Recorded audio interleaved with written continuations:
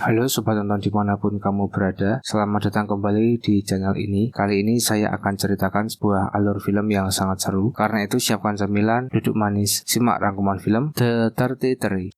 Sudah siap? Ayo nonton aja.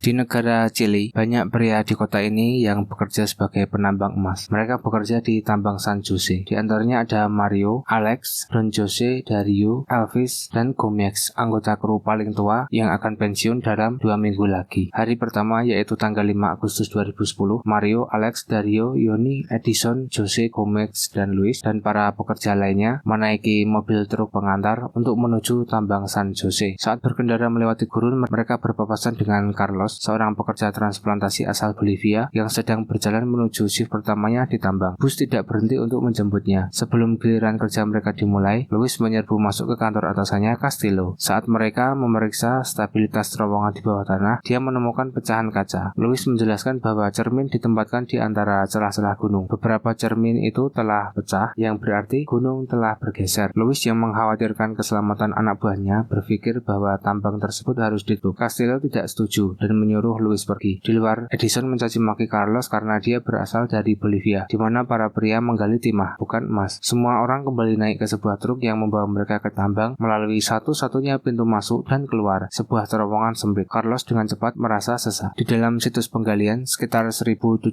kaki, hampir 600 meter di bawah tanah, dengan suhu 90 Fahrenheit, orang-orang mulai bekerja. Luis terus memeriksa terowongan dan menemukan lebih banyak pecahan kaca. Mario menunjukkan kepada Carlos cara mengoperasikan ekskavator. Alex bertanya kepada Dario apakah dia harus mengambil pekerjaan dengan gaji yang lebih rendah. Dario pusing dan tidak peduli. Tanpa peringatan, tiba-tiba tanah mulai berguncang. Batu-batu besar menghujani para penambang. Semua orang berlari ke dalam truk dan melaju dengan ngebut seperti orang gila menuju tempat pengungsian di dalam lokasi penggalian ini. Sekitar 2.300 kaki di bawah tanah. Jadi tempat pengungsiannya ini justru semakin masuk ke dalam tanah. 2.300 itu hampir 800 meter di bawah tanah. Tempat yang dibangun untuk para penambang menunggu saat mereka masuk ke dalam gua. Terowongan runtuh, truk-truk menabrak batu-batu besar, dan orang-orang terlempar ke segala arah. Di atas permukaan tanah, pintu masuk tambang tiba-tiba tertutup oleh kepulan asap yang tebal. Secara keseluruhan, 33 pekerja terjebak di dalam tanah. Di atas permukaan tanah, Castillo menutup lokasi tambang dan mencoba mencegah siapapun pergi. 2 orang penambang berhasil melarikan diri sebelum Castillo menutup gerbang. Kedua orang itu menelpon penyiar berita untuk melaporkan keruntuhan tersebut. Keluarga para penambang yang terperangkap di bawah tanah bergegas menuju gerbang tambang San Jose dan menuntut jawaban. Di istana kepresidenan di Santiago, Menteri Pertambangan Lawrence Goldburn memberitahu Presiden Pinera bahwa perusahaan pertambangan tidak dapat menangani ekspedisi penyelamatan. Meskipun baru dalam pekerjaannya, Lawrence meyakinkan Presiden untuk turun tangan. Di bawah tanah, para penambang berkumpul dan mulai mempertimbangkan pilihan apa saja yang dapat mereka lakukan, yaitu mereka mengidentifikasi ada sebuah batu raksasa yang sangat besar yang menghalangi mereka dan memblokir jalan keluar tambang. Luis ingin mereka pergi ke tempat perlindungan, di mana ada cukup makanan dan air untuk 30 orang selama 3 hari. Mario tidak akan menyerah begitu saja. Dia ingin memeriksa tangga yang menjulur ke atas cerobong asap tambang. Jika cerobong asap itu tidak tertutup tanah akibat gempa tadi, mereka semua bisa memanjat keluar. Alex menawarkan diri untuk ikut mengecek tangga itu. Luis ingin menghentikan mereka namun gagal. Hari kedua di bawah tanah, Mario dan Alex menaiki tangga. Mereka dengan cepat menemukan bahwa tangga itu ternyata hanya berhenti di tengah jalan menuju cerobong asap. Mandor pertambangan tidak pernah membangun tangga ini hingga selesai. Luis menemukan bahwa radio komunikasi yang dipasang di tempat perlindungan juga tidak bisa digunakan, alias dipasang secara asal-asalan. Dario menyerang Yoni untuk mendapatkan jatah makanan. Di sana mereka menemukan 18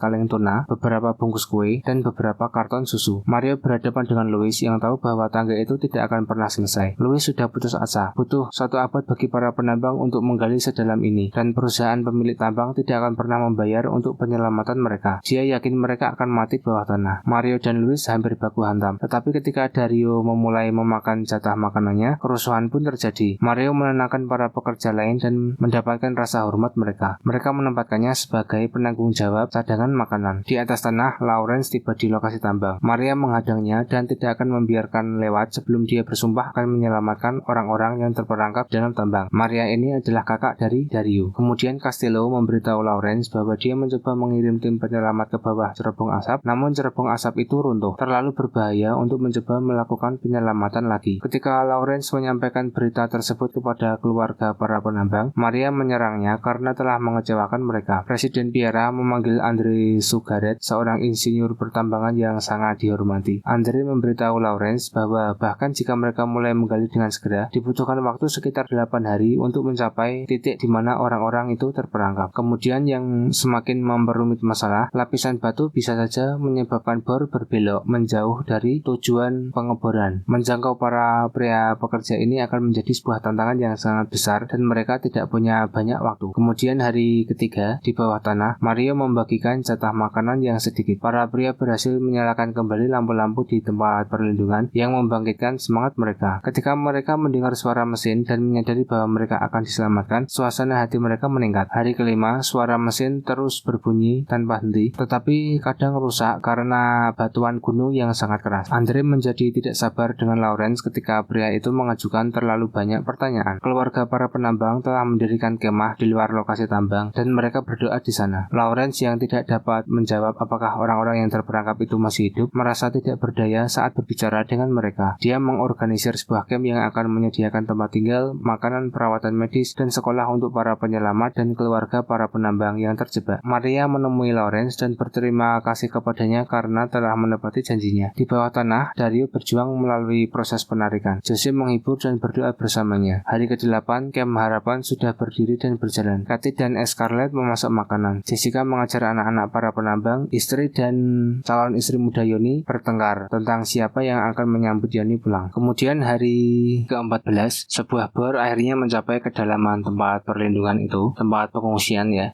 Di atas tanah, Lawrence dan Andre serta keluarga para penambang menunggu dengan cemas sampai mesin itu berhasil menembus batu. Di bawah tanah, para pekerja mendengar suara mesin bor mendekat dan mereka semakin bersukacita. Namun perayaan mereka berakhir dengan tiba-tiba ketika mereka menyadari bahwa bor tersebut telah melewati tempat perlindungan, alias meleset. Alex berlarian di dalam gua. Kemudian Mario meyakinkannya untuk tidak melompat dengan mengingat akan tanggung jawabnya sebagai seorang ayah. Hari-hari berlalu dan harapan semakin menipis. Para penambang memakan jatah terakhir makanan mereka dan membayangkannya sebagai sebuah pesta yang diakhiri oleh orang-orang yang mereka cintai. Di atas permukaan tanah, Andre memberitahu Lawrence bahwa orang-orang itu mungkin sudah mati. Dia kemudian menyerah. Lawrence sangat marah, tetapi setelah berbicara dengan Maria, dia punya ide. Berdasarkan kesalahan perhitungan mereka di masa lalu, mereka harus mengarahkan alat bor di sepanjang celah di batu. Ketika dia menjelaskan rencananya kepada Andre, insinyur itu menyadari bahwa ide itu sangat brilian. Hari ke-17, Mario melihat betapa buruk keadaan orang-orang di sana. Kemudian Alex berbicara sendiri, Jose mengalami kesulitan bernapas, Carlos terlihat melamun sendiri. Yang membuatnya heran, tiba-tiba salah satu mata bor menembus langit-langit gua. Mario kemudian memanggil-manggil para pekerja lainnya di dalam gua itu, dan mereka menggedor-gedor mata bor itu. Kemudian di atas tanah, Lawrence mendengar suara para pekerja ini menggedor-gedor besi mata bor ini. Kemudian para penambang juga menempelkan sebuah catatan pada bor tersebut yang kemudian dibacakan oleh Presiden Piera kepada keluarga para penambang, yaitu ke-33 orang tersebut masih hidup. Semua orang akhirnya bersukacita, bahkan istri dan selingkuhan Yoni berpelukan. Andre memberitahu Lawrence bahwa mengeluarkan para penambang itu masih menjadi sebuah tantangan, karena belum pernah ada yang melakukan hal seperti ini sebelumnya. Hari-hari berlalu, tim penyelamat menurunkan kamera ke dalam lokasi pengungsian di dalam gua itu, sehingga para pekerja di sana dapat berkomunikasi dengan dunia di atas. Setelah mereka menemukan orang-orang di dalam gua itu, mereka bisa mengirimi mereka makanan dan berbagai hal lainnya. Misalnya ada yang minta dikirimi iPod, majalah, dan pakaian baru. Kesehatan orang-orang di dalam gua itu mulai membaik, tapi mereka mulai merasa bosan. Kemudian juga Mario dengan cepat menjadi salah satu ikon atau pemimpin dari para penambang ini. Dan orang-orang lain selain Mario mulai merasa iri karena Mario terkenal sendiri. Terutama ketika Yoni membaca di koran bahwa Super Mario, julukannya, telah ditawari kontrak bergerak untuk menulis buku autobiografi. Para pekerja berpikir bahwa Mario seolah-olah ingin mengeruk keuntungan pribadi atas bencana yang menimpa mereka ini. Mario tidak menanggapi kritik teman-temannya dengan baik dan mengambil kredit untuk membuat mereka tetap hidup. Edison memimpin kudeta dan menggulingkan Mario dari kekuasaan. Di atas tanah, Presiden sangat marah karena bor terus rusak, sehingga menunda penyelamatan para penambang. Sedangkan di bawah tanah, Dario menemui Mario. Dia mengaku tidak tahu harus berkata apa kepada Maria setelah mereka berhasil keluar dari sana, karena Maria dulu pernah menelantarkan Dario ketika sejak ia masih muda. Kemudian di sini Mario menyuruh Dario untuk memaafkan Maria dan berdoa kepada Tuhan agar dia memaafkannya. Edison terbangun dan percaya bahwa Carlos telah mencuri iPodnya. Ketika dia mencoba untuk memukul Carlos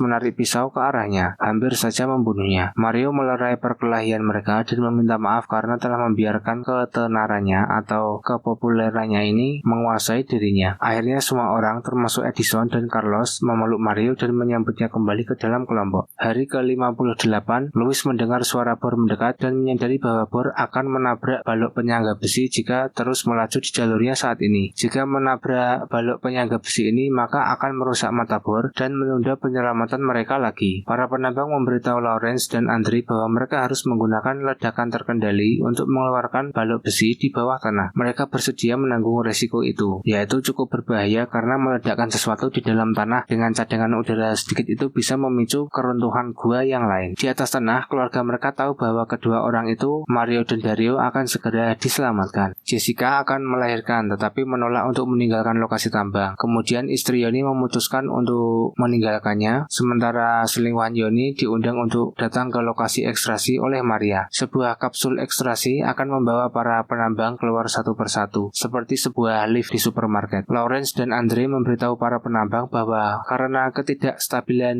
lorong gunung dan gua ini, tidak ada cukup waktu untuk memperkuat poros yang akan dilalui oleh kapsul. Jika seandainya terjadi sesuatu saat kapsul sedang turun dan naik, yaitu di tengah-tengah, maka mustahil untuk mengeluarkan para penambang. Akhirnya jalan satu-satunya itu bisa tersumbat dan semua penambang akan tetap terjebak. Kemudian orang pertama akan berada dalam bahaya yang paling besar, tetapi mungkin juga menjadi satu-satunya orang yang akan bisa keluar. Pada tanggal 13 Oktober 2010, kapsul ekstraksi mencapai tempat perlindungan. Alex kemudian dipilih untuk menjadi yang pertama dikeluarkan. Dia memberitahu teman-temannya bahwa dia akan menemui mereka di atas tanah. Ekstraksi jalan lancar dan Alex keluar dari kapsul untuk menemui ayahnya. Kemudian menemui Jessica dan menemui putri mereka yang baru lahir yang telah menunggunya. Orang-orang lainnya muncul satu persatu. Mario membuat kerumunan orang menjadi hiruk-pikuk. Edison dan Yoni berpose. Kemudian Presiden Pinera memeluk Lawrence dan mengucapkan selamat kepadanya. Dario dan Mario juga saling berpelukan. Kemudian orang terakhir yang diangkat dari dalam gua adalah Louis. Film berakhir ketika Louis masuk ke dalam kapsul. Kemudian dijelaskan di film ini bahwa perusahaan pertambangan San Jose dinyatakan tidak bersalah atas kelalaian ini, dan para penambang juga tidak pernah mendapatkan kompensasi apapun atas bencana ini. Meskipun demikian, 33 orang penambang ini mereka menjadi saudara untuk selamanya, termasuk hingga hari ini.